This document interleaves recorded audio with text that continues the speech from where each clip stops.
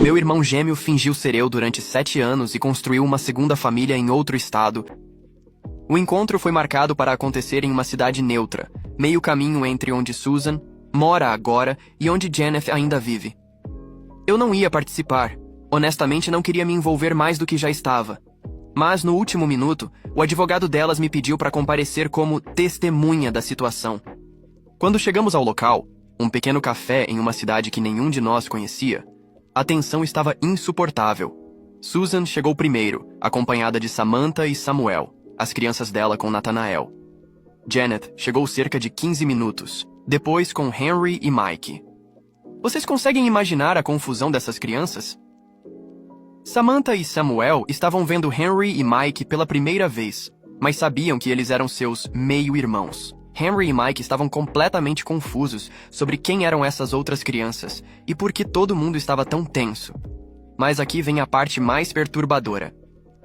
Quando Henry me viu, ele começou a gritar, "Papai!" e correu na minha direção. Eu congelei completamente. Essa criança de 5 anos estava me vendo como o pai dela, porque durante toda a vida dele, Nathanael fingiu ser eu.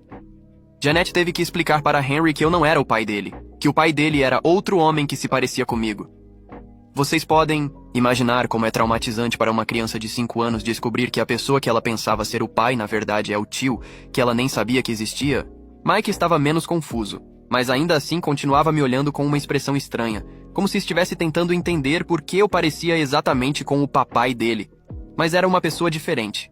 Susan e Janet começaram a conversar, e rapidamente ficou claro que havia muito mais camadas nessa história do que qualquer um de nós imaginava. Janet começou a contar detalhes sobre a vida que ela havia construído com Min, e Susan estava descobrindo mentiras que Nathanael havia contado para ela sobre suas viagens.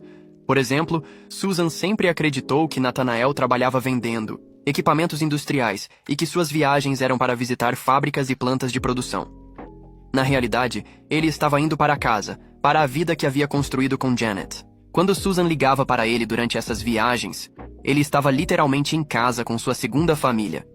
Janet revelou que eu, ou seja, Nathanael fingindo ser eu, havia contado para ela que eu era órfão, que não tinha família e que havia crescido no sistema de adoção. Ela nunca questionou porque eu nunca falava sobre minha família, porque acreditava que era um assunto doloroso para mim.